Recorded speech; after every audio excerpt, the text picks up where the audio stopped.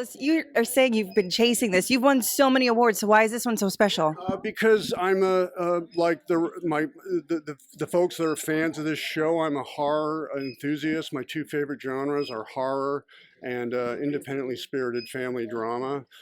So I'm part of that club. I'm part of that audience. So this is why this is important to me. Amazing. Thank you. It's like all the time. I just need to know if you're going to walk onto set tomorrow, it sounds like. I'd be like, oh, I'm so sorry. This is heavy. I shan't. I definitely will not. I gotta go back home and shower before I head straight to set, but absolutely. I feel like it's your new accessory. Hey, you know what? It definitely will look, I'll be looking a lot fancier in my Zooms now for sure. And I just wish that I could have like 2,000 of these to share with everyone that helped work on the movie. I'm nothing without the cast, but especially nothing without the crew that helped instill so much confidence in me. This was my first movie ever, so to get to celebrate this is a dream come true.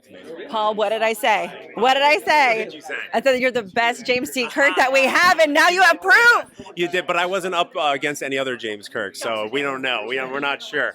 But thank you. That's very sweet of you. I'm so excited for you. How do you feel? I mean, amazing. I'm so honored, and as I said, it's this role is obviously a very intimidating, big shoes to fill sort of thing, and I just getting an award that shows recognition and appreciation is so meaningful to me because of sort of how big of a deal it is, Yeah.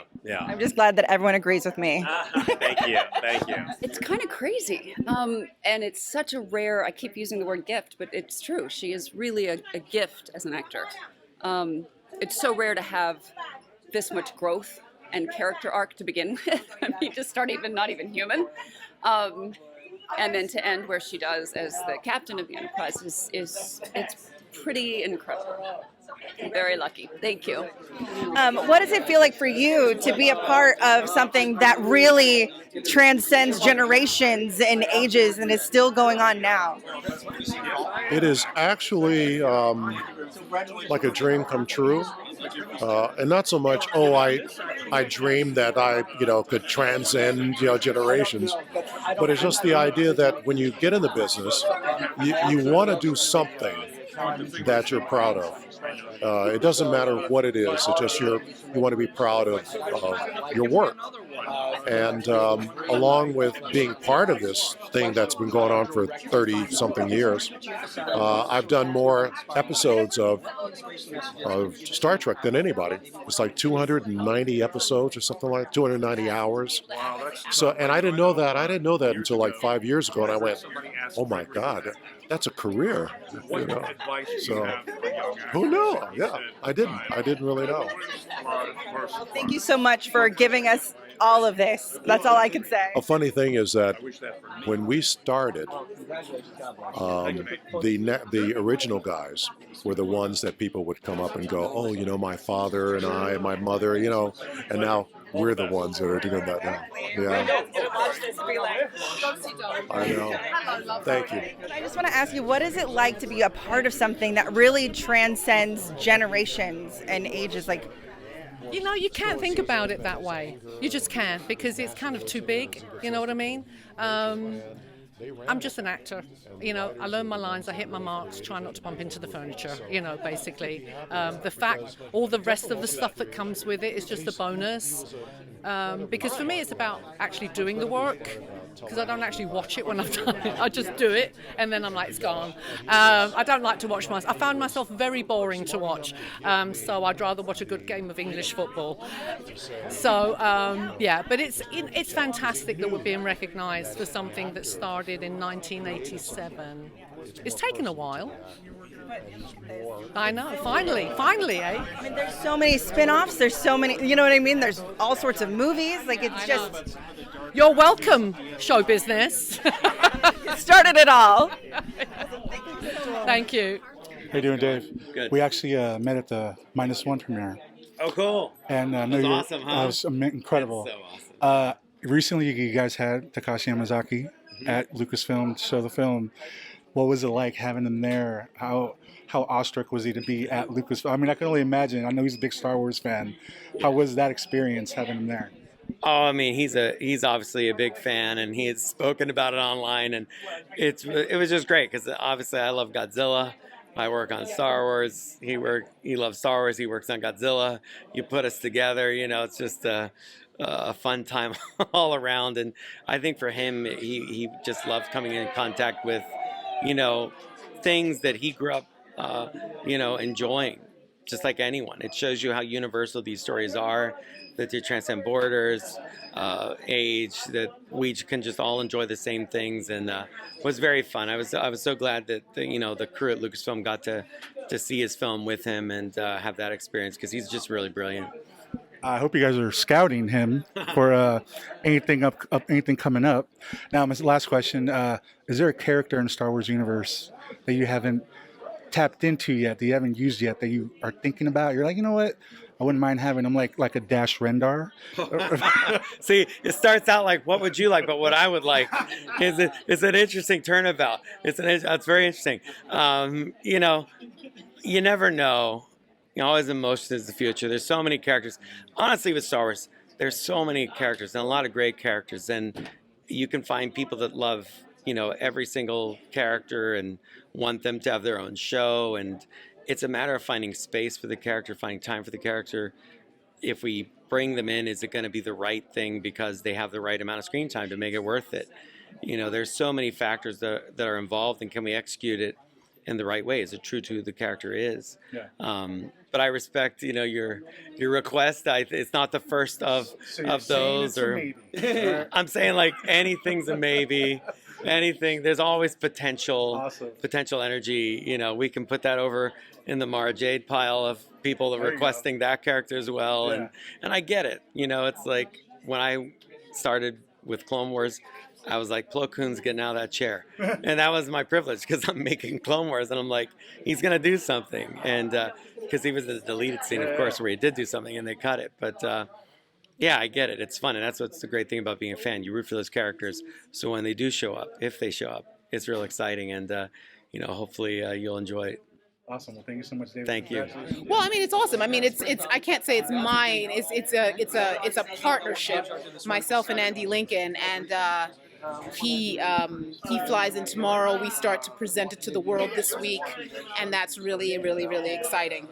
We definitely have wanted to tell this particular story, and I think the journey of this character I could never have imagined when I came in 12 years ago. I could never have imagined that it could have gone to where it's gone to and become what it became. And I'm really, really thankful for the journey that this woman has been on. And Gimple was a big, big part of that. Me and him became extremely fast friends and like siblings. And then he got me, and he allowed her to open up more with the understanding of my humanity so clearly attached. And that was really beautiful to learn. But I think that also she's always been someone I've learned from. I've been like, oh, she's so much more a woman than me, and so I have to step up into her. And that's always a beautiful thing. And so the journey she's taken and the journey she's about to take as we go into seeing the ones who live come to the world, I'm really excited for, having been the co-creator and executive producer, being right behind the scenes. And I wrote a very the pivotal middle episode, so that there's a lot of joy and thankfulness in the journey I've been allowed to take. Not just with her, but also just with the franchise, because you come in as a newbie, just a newbie in every way to this world and to this type of a franchise 12 years ago, and to come to the place now where I'm presenting a show I co-created and wrote and produced. It's crazy. And you can't do it without the fans. So the fact that the fans have embraced this character as much as they have, it's very cool. Yeah, Melissa and I were talking about making that at one point. We had playlists and ideas for storylines, and it was kind of our own little private thing. When they announced that we were going to do the spinoff, the flagship show was still on, right? So we thought we would take off and come back and see everybody. But it's we've been filming in France for the past year and a half. I'll go back to Europe in June, I think, and it's fucking beautiful. Like, it's so beautiful. It's got so much heart. It's a reboot of the show in a way that's distinctly she and I. It's killing it. The reviews are great for season 1. I just saw the finale of season 2 because I'm a producer on this one. You know what I'm saying? But I just saw the finale. I will say it's the best hour of Walking Dead television ever, of anything, hands down. It's and everyone that's seen it is saying it's amazing. Yeah. But it's we have good bricks to build a house. You know what I'm saying? So our house is real cool right now. Hello, gentlemen. Hello again, James. First, I just want to say congratulations. This is amazing. Thank you. And then You got the trifecta here. right? And then second of all, when you get recognition like this, does it really make all of your hard work and sacrifice to build this epic worth it? Yeah, it does, absolutely. I mean, it's not, for us, the connection with an audience, especially a global audience in different cultures, that's the reward unto itself. But to be acknowledged by fans of the genre, and they really know, they know that you can't get anything past them. They have to really love it, and we're feeling the love tonight. And they are the audience. Yeah, And we yeah. talked about it. That's who we make movies for. I think when Jim makes a movie, I think he's always the 16-year-old kid who went to the movies, Yeah. and he keeps that in mind Yeah. in making the films. I got that 16-year-old kid filter that I drop into place every time I watch a scene, when we get a scene finished or something like that. I mean, I always say that when we see the new effect shots coming in, it's almost like unwrapping Christmas presents. As a kid, it's like, that's so cool, I love that. If you can't get excited about your own stuff that you're making, how do you expect other people to? Absolutely. And there's no more magical place in the movies. Absolutely. No, exactly. And we got to keep that up and give people something that gets them out of their house and justifies going to see the cinema experience. Because I remember as a kid when the lights went down and I was transported into a movie, nothing like it. And that's why we do 3D as well, because you can't get that in the home yet, anyway. And so you go to the theater, and then you're immersed. You go through that screen into Pandora, and that's why we've done the Avatar films in 3D. Thank you so much, and congratulations again. All right, thanks a lot. Thank you very sir. much. Okay. Thank you. Real quick.